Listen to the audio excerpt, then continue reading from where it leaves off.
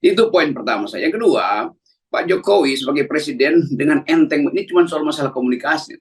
Seolah Pak Jokowi nggak punya kalimat lain, setiap kali masalah komunikasi, soal harga BBM, soal apa aja itu soal masalah komunikasi.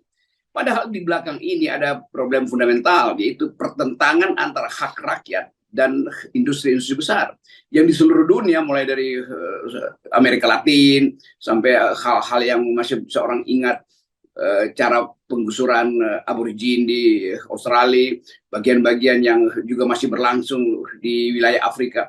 Jadi ini bukan soal komunikasi, Pak Presiden, ini soal rencana pembangunan yang oleh Pak Presiden diasumsikan harus berjalan. Karena apa? Karena disebut ini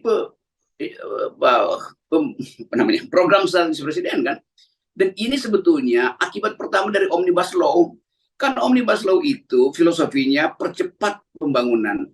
Dan satu waktu Istana mengatakan jangan ada yang menghalangi pembangunan. Loh, ini memang komunikasi itu nggak diperlukan karena udah diputuskan di dalam Omnibus Law bahwa semua proyek yang disebut sebagai proyek strategis presiden itu harus dilakukan dengan segala macam konsekuensi. Jadi Pak Jokowi jangan berlindung pada ketidakmampuan Anda membuat kalimat. Hanya soal komunikasi, bukan. Ini soal fundamental yang dari awal memang jadi acuan atau andalan dari presiden, yaitu proyek-proyek strategis. Jadi itu poinnya di situ.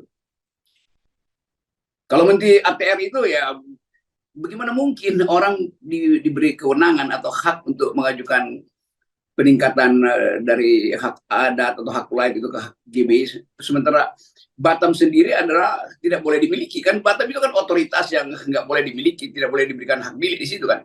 Jadi pasti rakyat Melayu walaupun mereka menganggap ini tanah kami, kenapa kami mesti minta sertifikat, tetapi kesempatan dia untuk minta sertifikat juga dibatalkan oleh undang-undang khusus atau semacam kekhasan dari Batam yang memang dari awal dinyatakan bahwa itu wilayah yang nggak boleh dimiliki itu.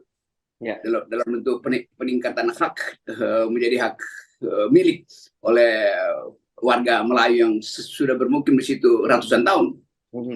Ya, oke. Dari sini pun kita akhirnya sebenarnya dengan satu kalimat dari Pak Jokowi, pun ditambah-tambah lagi oleh pernyataan TATR yang bahwa rakyat tidak punya hak di situ. Pak Mahfud MD juga yang bolak-balik Anda sampaikan juga begitu kan? Itu pun kita sudah bisa memahami bagaimana pemerintahan ini memperlakukan investor dan juga menempatkan rakyatnya gitu. Ya memang sinopsisnya akhirnya mesti digusur apapun yang apologi, kalimat-kalimat apologetis dari kekuasaan, termasuk apalagi dari Presiden Jokowi, intinya adalah harus digusur. Kan itu dasarnya kan. Karena itu kemudian dikirim segala macam aparat di situ tuh. Dan kita mau lihat bagaimana pola ini berlangsung di tempat-tempat yang hal yang sama berlangsung di Wadas dengan pola yang sama. Oh, ini cuma kesalahan komunikasi. Dan pada akhirnya digusur juga. Demikian juga di tempat-tempat yang lain. Jadi pola ini kita hafal di luar kepala tuh, bahwa komunikasi itu dijadikan alasan. Padahal kalau komunikasi bagus nggak terjadi. Pertanyaannya komunikasinya dari siapa ke siapa? 18.000, 17.000 penduduk di situ, tidak ada komunikasi di situ.